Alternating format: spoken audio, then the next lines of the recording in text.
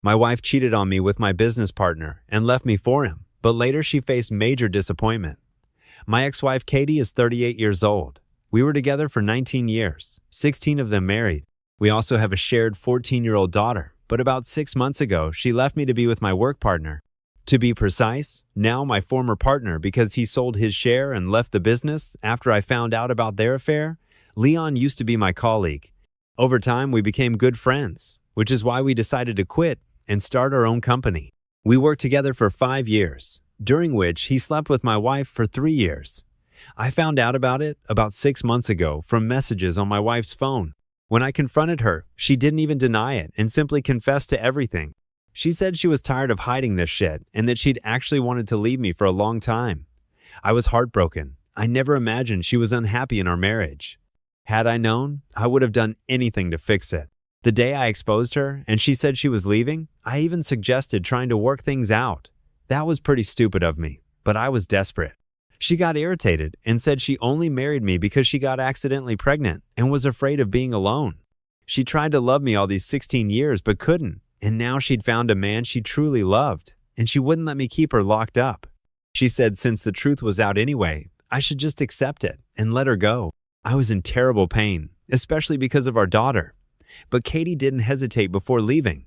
She filed for divorce, and it was pretty straightforward. She just wanted out. She didn't even ask for alimony or any payments. The property division was quite fair. So, after a couple of months, we finalized the divorce because I pulled myself together and realized I could never be with her after everything that happened. I talked to Leon too. He just apologized and said he'd wanted to tell me for a long time but didn't know how. A couple of weeks later, he quit and said he and Katie were moving away because they didn't want to cause me trouble. Plus, Katie got a great job offer in Boston, and his cousin lived there too, so Leon could just work with him. He wrote all this in a letter, and we haven't spoken since. The last time I saw Katie was 2 months ago, the day our divorce was finalized. I haven't heard from either of them since then. My daughter and I struggled, but we managed. At least I still had my business to focus on, which distracted me because despite everything, I wanted to give my daughter the future she deserves. Then, about a week ago, Katie showed up again, and I'm still not sure if my daughter and I did the right thing. This happened a week ago, around 11 p.m. Someone started frantically ringing the doorbell and banging on the door. My daughter was already asleep, and I was just finishing work in my office. We both rushed to the door and saw through the window that it was Katie. My daughter asked me not to open it. She's still very resentful of her mother. Even though Katie has partial custody, she hasn't even tried to reach out to her. And because Katie cheated on me, my daughter's attitude toward her mother worsened, so their relationship is pretty bad now. But I figured if Katie came to me at this hour, something serious must have happened. I opened the door to let her in. But instead of coming inside, she started screaming at me from the doorstep that she'd sue me and take everything she was entitled to. She yelled that she couldn't believe I'd punish her so cruelly. For the first few seconds, I had no idea what she meant and asked her to calm down and explain because I was completely baffled. But she was still furious and said I shouldn't pretend I didn't know because she was sure I'd deliberately hidden Leon's true nature from her to punish her for cheating. Then she rolled up her sleeves and showed me a spot on her arm with a bandage. I immediately realized Leon had done something, which shocked me too. We'd worked together for years, and he'd never even raised his voice at anyone. Katie told me that for the past couple of weeks since they moved to Boston, they'd been fighting constantly, and everything went downhill after the move. At first, she thought Leon was just adjusting to his new life, but even after a full month, he kept acting like everything was her fault. He constantly accused her of ruining his life because he had to quit the business he'd worked so hard for. Now he had to work with his cousin, who constantly belittled him. Leon blamed Katie for all of it because she was the one who told me about their affair before he was ready, and because of her job, they had to move abruptly, so he couldn't stay and fight for the business. They argued every evening. During one of those fights, he finally snapped and threw a vase at her. She tried to dodge it, but it still grazed her arm, and she got cut. Before that, he'd only verbally abused her, but now it had gone too far. Right then, Katie left the house and took the first flight to talk to me about it. She told me Leon hadn't even tried to contact her or apologize after she left. She said she blamed me for everything because, in her opinion, I knew about his aggression but deliberately said nothing to get revenge on her. She thought this was incredibly cruel of me, since she'd done me a favor by not asking for anything in the divorce, and I couldn't even be bothered to care about her safety. This was absurd because, as I said, I'd worked with Leon for years and knew him well, but only professionally. At work, he was a completely different person. I didn't live with him, and I'd only met the women he dated a couple of times, so I had zero chance of knowing this side of him. So her accusation that I knew and hid it deliberately was nonsense, and it infuriated me that she acted like I owed her something. I tried to explain that I had no idea about his off-work personality and said I was genuinely sorry this happened to her, but ultimately, it was her own fault. Though she could threaten to sue me all she wanted, deep down she knew I had nothing to do with it. But Katie wouldn't stop. She kept insisting I knew everything, and now she was going to fight for everything she hadn't asked for in the divorce. All this time, my daughter was standing by the door, and I'd completely forgotten about her because I was so absorbed in the argument. But when we started going in circles, she interrupted Katie and told her to leave. I was a little surprised because I didn't expect my daughter to intervene. I think it threw Katie off too. But then Katie snapped at her to shut up and mind her own business because she was too young to understand and ordered her to go to bed. But my daughter refused. She stayed put and said Katie had no right to talk to me like that, especially after everything she'd done to me. She reminded her that for the past few months since I found out about the affair, I'd been shattered. And Katie, a selfish and heartless bitch, just went on with her new life. Then she reminded her mother that she hadn't even visited her, hadn't tried to stay in touch because she was too busy with Leon and her new life. My daughter told Katie she'd failed as a wife and a mother and had no right to stand here playing the victim in a situation she created herself. My daughter is only 14, but hearing this, I truly realized how much she'd matured because of the divorce. Katie had nothing to say. Then my daughter said one last thing. Since Katie left and is with Leon now, she should deal with whatever's happening to her herself. Because we're not her family anymore. She dug her own grave. Now she can lie in it. That's exactly what she deserved for breaking the lives of the people closest to her. After saying this, my daughter slammed the door in Katie's face and went to her room. I heard Katie crying outside, but I didn't even go out to check on her. After everything that happened between us, it wasn't necessary. I went to bed too and tried not to think about it for the next couple of days, focusing on work. I was really proud of my daughter for standing up for me and not letting me break down in front of Katie. After that visit, things seemed okay. But 3 days ago, Katie showed up again, this time with a lawyer to demand full custody of our daughter. Fortunately, my daughter was with friends that evening, so I haven't told her anything yet. But I was furious when Katie claimed that after how my daughter spoke to her last time, she decided she wouldn't let her live with me anymore. She said the real reason she didn't try to stay in touch with our daughter after I found out about the affair was that she didn't want a drawn-out custody battle and to make my life worse. So she supposedly wanted to leave quietly and not contact our daughter. She claimed she knew I was on edge back then, and her involvement in our daughter's life would have made things worse. Basically, she was trying to say she did all this for me, not just because she wanted to ditch responsibility. Naturally, I didn't buy it and told her so. I knew perfectly well the only reason she didn't fight for anything during the divorce, especially custody, was that she wanted to leave quickly and start a new life with Leon.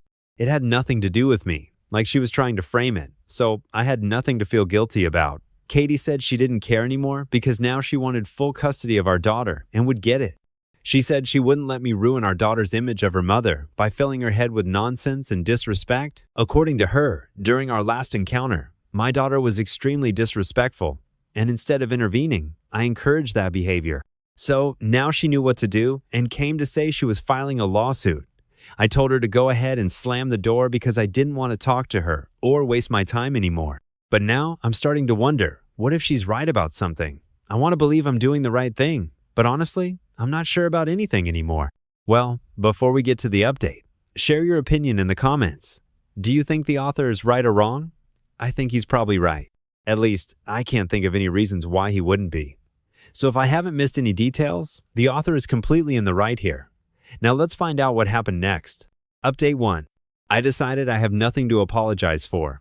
My daughter did absolutely the right thing by siding with me, and the comments helped me realize how foolish I'd been acting. Katie cheated on me. I don't owe her sympathy or pity for what happened to her. Many comments said I should talk to my daughter in advance in case Katie files for full custody, so it doesn't catch her off guard, especially after our last encounter. So yesterday, I talked to my daughter and told her everything. I didn't want to hide anything from her. She'd already proven she's mature enough to handle it. And yes, I feel a bit sorry she had to grow up so fast. But at least now I can prepare her for what's next. We haven't heard from Katie yet, but we expect it soon. Our daughter is 14, old enough for her opinion to matter in court if it comes to that. Ideally, we'd settle through mediation, but just in case, I wanted to confirm she really wants to stay with me, and obviously, she does. She made it very clear she wants nothing to do with Katie, at least for now. She said she might consider rebuilding their relationship in the future, but right now it's too painful. She clearly blames her mother for destroying our family, and I can't deny that. I don't want to be the father who turns his child against his ex-wife out of spite, but in this situation, I didn't even have to try. Katie handled that perfectly herself because now my daughter just doesn't want to talk to her. They used to be quite close, so this is a sharp, painful break for my daughter. Clearly, Katie's angry that our daughter is on my side since she always tried to be closer to her. By the way, Minnie asked who told our daughter about the affair. It wasn't me. It was Katie herself. She wrote about it in a letter to our daughter a few days after moving out, without even asking if I agreed. My daughter was very upset when she learned the truth, and, despite everything, still wanted to talk to her mother at least once, but Katie refused. When I tried contacting her to say our daughter wanted to talk and discuss what happened, Katie said she didn't want to discuss it with her because she was too busy with the divorce. Plus, she didn't think it was worth discussing anyway. She'd said all she wanted in that letter and supposedly had nothing to add. I tried persuading her to talk to our daughter just once because she clearly had questions, but Katie was adamant. After that, she cut contact completely, so our daughter's view of her mother changed drastically, and I think it's unfair for Katie to blame me for that. Anyway, I talked to my lawyer, and we'll be ready. Update 2. A couple of days ago, I finally got served with Katie's full custody papers, and my lawyer and I immediately filed an objection. Tomorrow, we have a court-appointed mediation meeting. Today, Leon called me. I was pretty surprised we had no reason to talk, but I answered anyway. As soon as I picked up, he said he wanted me to give Katie back. He said he'd been trying to reach her for days and was sure she was with me or had talked to me. He wanted me to tell her he was looking for her. I said I didn't know where she lived now, but yes, we had spoken recently, and she was here fighting for custody of our daughter. I didn't do it for Leon. I thought if he talked to her, he might change her mind and convince her to go back. Ideally, he might even persuade her to drop the custody claim. With that in mind, I told him everything. I added that she was very upset he hadn't tried to contact her after that night, and if he really wanted her back, he should hurry. The poor guy didn't suspect he was being manipulated, so it worked out pretty well. I just hoped Katie still wanted to be with him, and when he showed up, she'd decide to go back.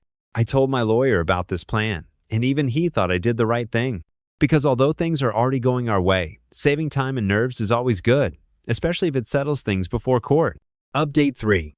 2 days ago, Katie and I had our first mediation session, and of course, it didn't go as planned. She didn't agree to any of our terms and said it was a waste of time, ending the meeting in under half an hour. After she left, I picked up my daughter from school, and when we got home, Leon was waiting on the porch. He looked awful, and I could easily imagine how he'd ended up like that after a few months with Katie. Anyway, I told him to leave because my daughter and I had just gotten home and wanted to rest. We didn't have the energy or desire for more drama, and I'd already done all I could for him. I wasn't going to bend over backward for a man who fucked my wife behind my back. But he just burst into tears and said after their last fight, Katie hadn't answered any of his messages, and he had no idea where to find her. I told him I still didn't know where she lived and couldn't help. He just sat on the porch steps, covered his face, and sobbed. At that point, this whole drama was really starting to piss me off. This guy, along with Katie, destroyed my life, and now he felt comfortable enough to ask me to help him find her so they could make up. I told my daughter to go inside so I could handle this alone. When she left, I told Leon it was time to go because I was sick of both of them. As a last resort, I gave him her parents' contacts and said if he couldn't reach her, he should call them, but to leave us alone. I said he and Katie had destroyed my life, and I didn't want to see him lurking around my house anymore. He tried to apologize and said he never meant to hurt me, but fell in love with her and couldn't help it. But I didn't want to hear it, didn't respond, and he left. I just constantly feel lost and don't understand what's happening to my life. I truly hope and pray Leon and Katie can sort things out between themselves. Because if they work it out, maybe they'll finally leave me and my daughter alone, and I can finally start moving on peacefully. Right now, I don't understand what's happening or what I feel. Mostly nothing, and I can't wait for this to finally be over. Update 4. A couple of days ago, Katie officially ended our mediation sessions and said she wanted to take it to court. This will end badly for her, and we all know it, but only now does she seem to be realizing it. Anyway, a few hours ago, she came to me with Leon. Apparently, they managed to work things out between themselves. I didn't let her into the house because my daughter was home and feeling unwell, and I didn't want to make it worse. So I told them to wait at a nearby cafe, called my mom to stay with my daughter, and went to meet them. When I arrived, Katie and Leon apologized for everything they'd put me through. Once again, I had to explain that I didn't care anymore. I just wanted them to get to the point of why they called me here. I wasn't going to waste time on fake apologies and other nonsense, so they got to it. They admitted they'd messed up and realized they hated Boston. Katie missed our daughter terribly, and Leon missed being his own boss. Now, Katie wanted me to agree to let our daughter stay with her every weekend or every other weekend because she didn't want to lose the life she had. Then Leon dropped the bombshell. He wants to be my business partner again and open a branch in Boston. The best part? They wanted my decision in a couple of days because Katie's employer said if she wanted to keep her job, she had to return immediately. She couldn't work remotely anymore. So even if I wanted time to think, I didn't have it. I just said I wouldn't agree to any of it. Leon already quit and sold his share, so I wasn't taking him back. I don't trust him at all. Katie's proposal is absurd. Our daughter shouldn't have to travel back and forth every weekend just to see her mother. She should have thought of that before moving to Boston. That's not my fault. They started arguing with me, saying they were willing to compromise to avoid court.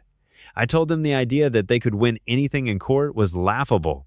The only reason they came to negotiate in person was that they hoped to pressure me.